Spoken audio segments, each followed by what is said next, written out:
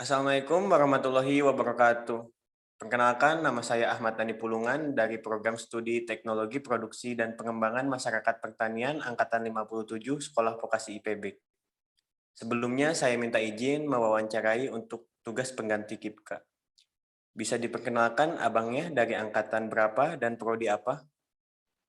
Baik, Waalaikumsalam warahmatullahi wabarakatuh. Sebelumnya, perkenalkan, nama saya Fauzan Rifai. Saya berasal dari Fakultas Peternakan. Prodi yang saya minati saat ini yaitu jurusan dari Ilmu Nutrisi Teknologi Pakan. Mungkin sekian. Oke, pada saat itu abang masuk melalui jalur apa ya? Pada saat itu, saya masuk di jalur undangan. Nah, jalur undangan itu mungkin sekarang udah disebutnya SNMPTN ya. Seperti itu kira-kira. Nah, saya Oh, masuknya itu pada tahun 2018. oh, baik, baik, baik. Apa saja ya bang ruang lingkup dari prodi abang tersebut? Kalau ditanya soal ruang lingkup di NTP itu banyak sekali ya mata kuliah-mata kuliahnya. Mungkin saya bisa sebutkan tentang divisi-divisinya terlebih dahulu. Yang pertama ada divisi ruminansia, kemudian ada divisi unggas, perunggasan, kemudian ada divisi tentang hijauan atau agrostologi, dan terakhir adalah tentang industri pakan, divisi dari industri pakan. Nah, saya akan menjelaskan satu persatu terlebih dahulu dari divisi ruminansia mungkin ya. Iya Di bang. divisi ruminansia itu saya pernah belajar beberapa matkul tentang seperti ini ya. Contohnya ruminansia itu kan bisa dikategorikan ya ada yang mempunyai apa namanya perut rumen seperti sapi gitu ya, ruminansia besar. Ya, ruminansia besar seperti sapi, kemudian juga ada domba, ada kambing seperti itu. Kemudian untuk yang ruminansia kecil contohnya kelinci seperti itu. Dan ada juga yang semi ruminan yaitu seperti kuda. Alhamdulillah. Baik, baik. Kemudian saya lanjut lagi ya. Ada di divisi perunggasan. Nah, di divisi perunggasan ini juga banyak sekali yang saya pelajari. Contoh-contohnya ada tentang divisi perunggasan yaitu tentang formulasi pakan, kemudian juga nutrien-nutrien aneka jenis hewan unggas, contohnya seperti bebek, ayam, ya seperti itu. Kemudian juga ada burung, burung hias, seperti itu. Kemudian untuk yang agrostologi, nah di sini tuh berbagai jenis tanaman kita pelajari, baik itu dari morfologinya, kemudian juga bentuk daunnya seperti itu. Kemudian juga kita diajari untuk cara menanam seperti apa. Terus juga kita belajar tentang bagaimana sih kita membuat budidaya tentang pakan seperti itu, rumput-rumput hijauan pakan yang baiknya seperti apa gitu kan. Seperti itu. Selanjutnya ada yang terakhir dari industri pakan. Nah, industri pakan ini adalah ibaratnya seperti hilir maaf, hulunya dari peternakan seperti itu. Di mana kita bisa belajar seperti contohnya ada manajemen pakan, kemudian juga industrialisasi tentang dunia peternakan gitu seperti bahan pakan ya kan, terus ada manajemennya, ada terus juga logistiknya seperti itu. Ya, mungkin gambarannya kurang lebih seperti itu. Nah, Bang, ada gak sih Bang cerita yang menurut Abang itu berkesan saat mengemban pendidikan di prodi tersebut? Kalau ditanya berkesan, saya selama kurang lebih ya, selama dari kita sebut aja PPKU itu masa-masa yang menurut saya itu yang paling enak lah gitu ya, PPKU sampai sekarang ini gitu semester 8 ya. Paling berkesan sih di IPB ini selama saya belajar gitu ya, banyak banget sih sebenarnya gitu. Kayak kita tuh diajarkan bagaimana cara menganalisis gitu ya, keadaan-keadaan yang semestinya misalkan seperti permasalahan-permasalahan seperti itu.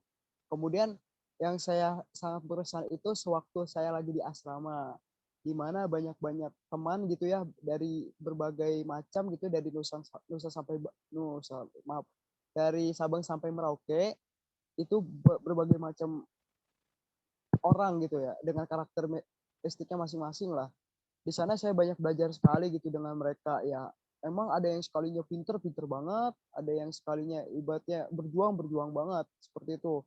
Nah, saya belajarnya itu tentang bagaimana cara memanajemen waktu. Soalnya waktu itu di asrama ya, yang saya tahu tuh banyak banget orang-orang yang ibaratnya kategorinya ya menengah ke bawah gitu ya. Jadi untuk bertahan hidup pun mereka harus bersusah payah seperti berdagang gitu ya, jualan-jualan keliling di asrama itu untuk di bagian asramanya. Selanjutnya untuk di bagian perkuliahan yang saya senang itu dosen-dosen IPB itu tuh seperti interaktif kepada mahasiswanya gitu. Kayak sering mengajukan siapa yang mau bertanya seperti itu. Jadi kita terkesannya mahasiswa itu diajak berdiskusi gitu. Setidaknya biarpun tidak mengerti kan dosen bertanya seperti itu untuk memancing mahasiswa untuk menimbulkan pertanyaan. Nah, itu seperti itu. Selanjutnya kalau dalam departemen saya sendiri gitu ya, di sana tuh saya banyak banget belajar tentang dunia peternakan. Sebelumnya saya itu berwawasan mungkin ya peternakan tuh hanya sebatas memelihara aja. Kemudian juga kasih makan ya hanya sekedar kebutuhan aja. Ternyata sesudah saya pelajari di sana, ternyata dunia peternakan itu luas banget gitu. Tidak seperti apa yang kita pikirkan gitu ya. Kayak misalkan megangin apa ya ibaratnya fesesnya gitu, bukan seperti itu aja gitu. Ternyata nutrien ternak pun mempunyai kandungan nutrien gitu, gizinya juga gitu. Untuk gimana sih kalau misalkan produksinya itu pengen bagus, kita kasih pakannya kayak gimana seperti itu. Terus juga selain itu kita juga harus pinter-pinter tuh buat membuat ransumnya itu gimana caranya nutriennya bisa terpenuhi tapi harganya tuh tidak terlalu mahal seperti itu. Ya, yang paling berkesan itu sih menurut saya dari selama saya di Fakultas Peternakan dan juga di IPB. Mungkin itu. Sungguh berkesan sekali ya gambaran tentang prodinya. Nah, selanjutnya nih Bang, sebagai mahasiswa tingkat akhir nih Bang, tugas apa sih yang Abang pilih sebagai penelitian? Saya mengambil tugas akhir kemarin itu tentang ayam petelur, strain Lohman. Oh, baik-baik. Nah, mengapa sih Abang tertarik untuk mengambilnya? Sebetulnya saya dibilang apa ya beruntung lah ya. Saya dapat proyekan dari dosen. Sebenarnya dosen pembimbing saya itu berbeda dengan apa yang saya teliti seperti itu. Kemudian saya dapat persetujuan dari beliau untuk ya kamu bebas saja gitu kan untuk memilih. Kalau beliau tuh setuju-setuju saja gitu. Asal kita bisa ibaratnya mengaturnya seperti itu. Ya Baik. yang itu aja lah pokoknya. Nah, Bang, untuk tugas penelitiannya ini sudah sejauh mana sih progresnya? Alhamdulillah ya kalau untuk progresnya gitu ya saya sudah mengajukan sidang komisi ya kalau di saya tuh sebutnya ibaratnya seperti seminar, tapi seminarnya ini disebutnya dengan dosen aja gitu. Tidak dipublikasikan terlebih dahulu pada khalayak umum gitu ya. Nanti kalau misalkan sudah beres di sitkom ada tahapannya lagi seperti itu disebutnya seminar hasil. Mungkin sedikit berbeda dari jurusan-jurusan lain seperti itu karena departemen saya tuh punya kebijakannya sendiri gitu, aturan rulesnya sendiri ya kepada mahasiswa ya tepatnya di jurusan saya sendiri yaitu nutrisi. Kira-kira progres saya tuh udah di mana aja sih? Saya sudah menyusun proposal dan juga saya sudah sitkom, sidang komisi. Terus juga saya sudah penelitian. Kemudian untuk penelitian saya kemarin saya laksanakan di Sukabumi. Kurang lebih waktu yang saya penelitian itu ya sekitar 2 bulan untuk penelitiannya. Tapi untuk perencanaan penelitiannya saya sudah melakukannya 2 bulan yang lalu. Jadi total dari penelitian saya itu lamanya kurang lebih hampir 4 bulanan. Nah seperti itu. Untuk progresnya saya sekarang ini uh, sedang menganalisa parameter yang saya butuhkan dan sedang menunggu. Kemudian untuk saat ini untuk mengisi waktu kekosongan saya membantu orang tua di rumah. Biasanya seperti itu untuk ya ibaratnya untuk sambil menunggu aja gitu kan. Itu aja sih dan meringankan beban orang tua tentunya ya. Udah mengingat semester 8 gitu ya kan, harus cepat lulus juga gitu. Ya mungkin itu aja sih. Baik, baik, baik. Nih Bang, dalam pengerjaannya apa saja sih kendala yang dialami oleh Abang? Nah, jika ada mungkin bisa dijelaskan? Kalau untuk kendala, mungkin saya boleh jujur, kendala saya hanya di dosen. Dosen saya itu ya maklum lah ya, namanya dosen juga punya kesibukan yang lumayan banyak gitu daripada mahasiswa. Dan saya inginnya seperti ini, ingin mengerti lebih dahulu aja daripada saya memaksa juga gitu kan. Dosen saya juga kurang maksimal dalam membimbing, lebih baik saya ibaratnya berkomunikasi, sekedar laporan ya kan gitu, laporan untuk progresnya udah sampai mana saja gitu, dan apa yang harus saya lakukan melalui via chat seperti WhatsApp gitu. Nah, untuk masalah lainnya mungkin dari departemen sendiri gitu ya. Ininya apa namanya birokrasinya juga lumayan sulit gitu. Banyak sekali yang harus saya urus gitu. Ini yang mungkin yang membuat saya agak lama gitu. Nah, sedangkan penelitian saya sih sudah beres ya. Mungkin hanya di bagian-bagian dalam pengurusan-pengurusan seperti itu aja. Mungkin itu yang bisa saya jelaskan. Nih Bang, kedepannya itu setelah lulus itu kira-kira Abang itu apa sih yang ingin dicapai oleh Abang? Kalau untuk ingin dicapai ya, saya tuh sebenarnya simpel-simpel saja orangnya ya. Ya, yang penting saya bisa bertahan hidup gitu ya. Pekerjaan apapun itu ya udah saya ambil dulu. Tapi sebisa mungkin saya akan apa selinier ya. Pekerjaan saya diusahakan selinier dulu dengan jurusan yang saat ini saya pelajari gitu. Karena saya berpikir kalau misalkan saya toh tidak dapat rezeki di sana gitu, baru saya mencari pekerjaan lain yang ibaratnya sesuai dengan kemampuan skill yang saya punya seperti itu.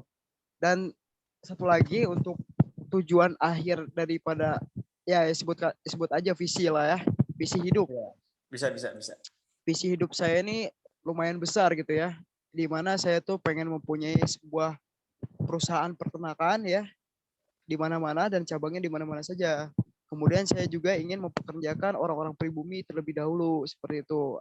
Ya saat ini kan saya berpikir gitu ya, banyak sekali gitu orang pribumi yang ibaratnya kerjanya di orang asing. Padahal kan kita tahu ya, di Indonesia ini subur banget gitu tentang pertanian maupun peternakan ya. Kenapa kita nggak menggali Betul. potensi tersebut dulu ya kan? Benar Iya, kan? betul banget.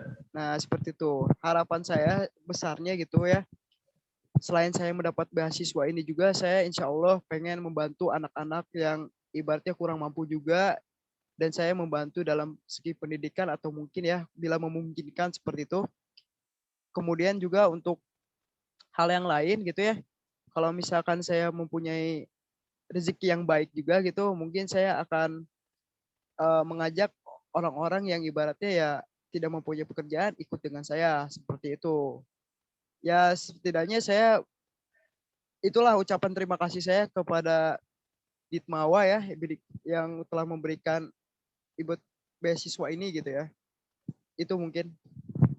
Amin, amin. Semoga tercapai ya Bang ya. Nih Ya. Bang, terakhir nih Bang. Apa ada pesan untuk apa pesan Abang yang bisa disampaikan nih kepada adik kelasnya yang sedang menempuh pendidikan? Oke, baik. Untuk adik-adikku, semoga-moga kalian bisa menjadi orang yang berhasil. Berhasil di sini kan goalsnya beda-beda ya gitu. Berhasil dalam tujuan kalian masing-masing seperti itu.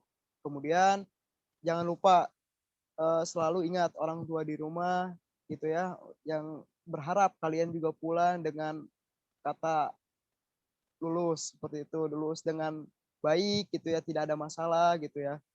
Kemudian juga tidak ada hambatan tentunya ya gitu, hambatan yang mungkin besar lah gitu ya. Jangan sampai-sampai membuat orang tua kita tuh kecewa gitu ya. Padahal kan kita kan di sini tugasnya selain belajar juga kan ya ibaratnya memanajemen waktu seperti itulah. Ya moga-moga aja ya adanya beasiswa juga kalian tuh ya bisa berdampak juga buat kita yang membantu lah dalam pendidikan kita gitu. Ibaratnya seperti kayak membuat laporan gitu ya kan, harus mengeluarkan uang sekian, kemudian juga biaya hidup mungkin ya gitu.